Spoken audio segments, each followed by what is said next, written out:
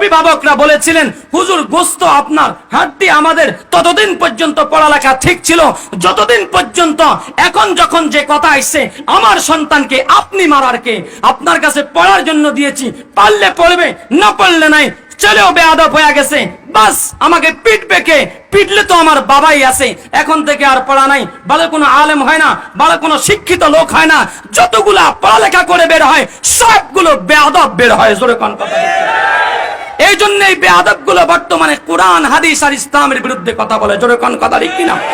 বাংলাদেশের এক কলেজের প্রফেসর উনি ঘোষণা দিয়েছেন, কলেজেই যদি পড়তে হয় বোরকা কেন, পর্দা কেন, কলেজে যারা পড়বে তারা বোরকা পরে আসার দরকার নাই, আর বোরকা পরে আসলে কলেজে আসার দরকার নাই। আমরাও তোমার মতো এই লুচ্চা প্রফেসরকে জানায় দেয়, তোর মতো প্রফেসর আমাদের কলেজে দেখার দরকার নাই, তুই এই বেশ্যাখানার মধ্যে যা দারোয়ানের চাকরি নাও।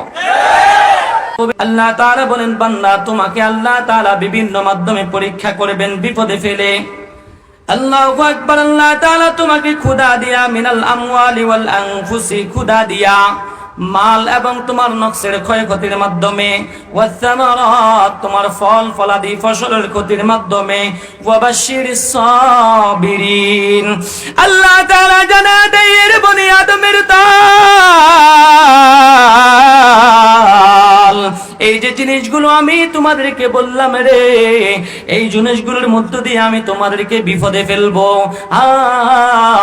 বিপদের মধ্যে যদি তোমরা ধৈর্য ধারণ করে উত্তীর্ণ হতে পারো রে, আমার আল্লাহ জানা দেয় ওয়াবাশশিরিস সাবিরিন।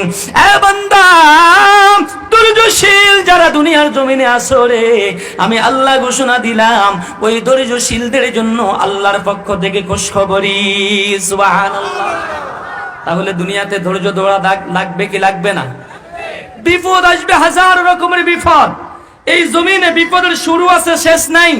বিপদ আসবে, পারিবারিক বিপদ, রাজনৈতিক বিপদ, ব্যবসায়িক বিপদ, সব বিপদে একজনকে স্মরণ করতে হবে। তিনি কে? আরো জোরে বলেন, তিনি কে?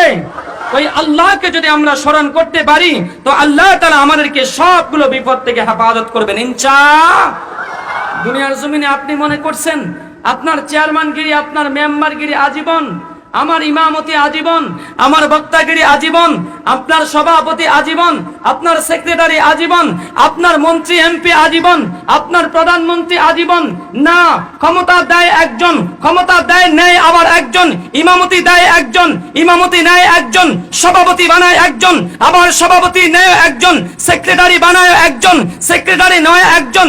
দুনিয়ার জমিনে উত্থান পতন সকলেরই আছে, তবে তারাই সফল যারা তাদের যতদিন ক্ষমতায় ছিল জনগণের জন্য কাজ করবে, মানুষের জন্য কাজ করবে, ইসলামের জন্য কাজ করবে, ওদেরকে জাতি আজীবন খেয়াল রাখবে।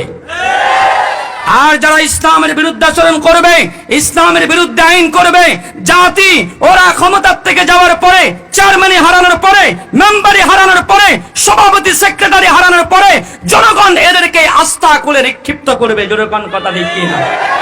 এজন্য এই দেশ, এটা আমার আর আপনার রক্তে রঞ্জিত বাসনার বাংলাদেশ। এদেশের পতাকার মধ্যখানে যে রক্ত লাল, এই রক্ত এই শুধু কাপড়ের রং নয়, এই রক্ত এদেশের যত শহীদ রয়েছে সমস্ত শহীদের রক্ত এই পতাকার মধ্যে দেখা যায়। জোরেকন কথা কিনা?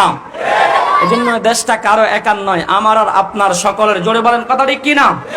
দেশটা নয় তো কারো বাপের বিটা, করবে মন চাহিলে যখন যেটা।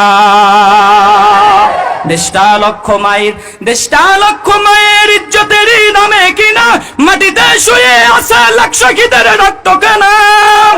তবে কেন অভ্যাস হলো বিদেশিদের চরণ চাটা, দেশটা নয় তো কারো বাপের ভিটা, করবে মন চাহিলে যখন যেটা। দেশটা নয় তো কারো বাপের ভিটা, করবে মন চাহিলে যখন যেটা। ঠিক কিনা? বুঝতাম না একটু। কারো বিরুদ্ধে বলছি? সরকারের বিরুদ্ধে, বিরোধী দলের বিরুদ্ধে না, এটা একটা দেশত্ববোধক গান। এই দেশ আমার আর আপনার। কি বলেন কথা ঠিক কিনা? যে দেশের সংবিধানে বিসমিল্লাহ থাকে লেখা, সে দেশের সংসদে হয় আমাদের আইন বৈধ রাখা। তবে কাকে ছেড়ে কাকে রেখে বলবো কথা, বলো কাকে ছেড়ে কাকে রেখে বলবো কথা, সবই তো না ছেড়ে পুতুল মার্কিন হলো আসল গোটা। দেশটা নয়তো কারো বাপের বিটা, করবে মন চাহিলে যখন যেটা। দেশটা নয়তো কারো বাপের বিটা, করবে মন চাহিলে যখন যেটা। যারা আজ চিল্লাইতেছে স্বাধীনতা স্বাধীনতা, দেশ নয় তাদের আজি তাদের লাগি মাথা ব্যথা। কি বলেন ঠিক কিনা? যারা আজ চিল্লাইতেছে স্বাধীনতা স্বাধীনতা, দেশ নয় তাদের আজি তাদের লাগি মাথা ব্যথা। আসলে মোদের হলো বদনসিবার কপালে ফাটা, আসলে মোদের হলো বদনসিবার কপালে ফাটা। তাই দেই বারে বারে ওদের হাতেই ক্ষমতাটা। দেশ নয়, দেশটা নয় তো কারো বাপের বিটা, করবে মন চাহিলে যখন যেটা। দেশটা নয় তো কারো বাপের বিটা, করবে মন চাহিলে যখন যেটা। ঠিক কিনা? আল্লাহ আমাদের প্রত্যেককে এই দেশের মধ্যে, আমাদের দেশের সবটুকু মালিকানা নিয়ে দেশের মধ্যে সুখে শান্তিতে জীবন যাপন করার তৌফিক দান করেন। জোরে কোন আমিন। তাহলে এই জীবনটা দুই ভাগে বিভক্ত, একটা হলো সুখ, আরেকটা হলো দুঃখ। সুখ সুখ সুখ দুঃখ দুই যেন চাকার মতো, কবু আসে কবু যায় ভরিয়া জীবন। দুনিয়ার জমিনে কেউ চির সুখে থাকতে পারবে না। চির সুখের জায়গা হলো জান্নাত। কোনটা? আর দুনিয়ার জমিনে কেউ চূড়ান্ত দুঃখও পাবে না, কারণ চূড়ান্ত দুঃখের জায়গা একটা, সেটা হলো জাহান্নাম। জোরে কোন কথা ঠিক কিনা?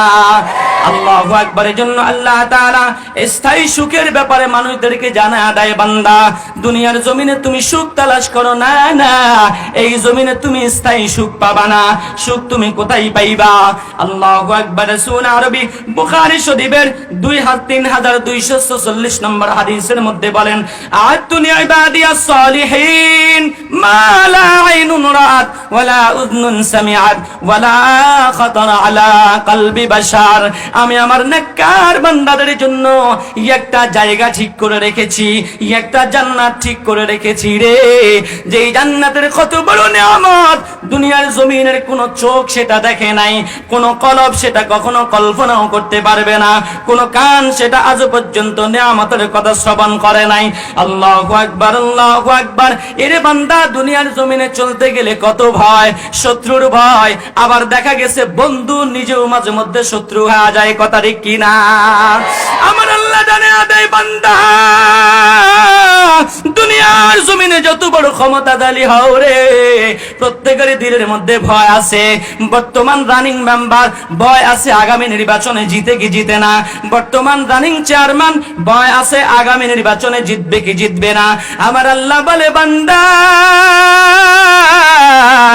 আমি আল্লাহ তোরে যে একটা জান্নাত দিব রে, ওইখানে তোর হারানোর কোনো ভয় নাই। ওয়ালা খাউফুন আলাইহিম ওয়ালা হুম ইয়াহজানুন।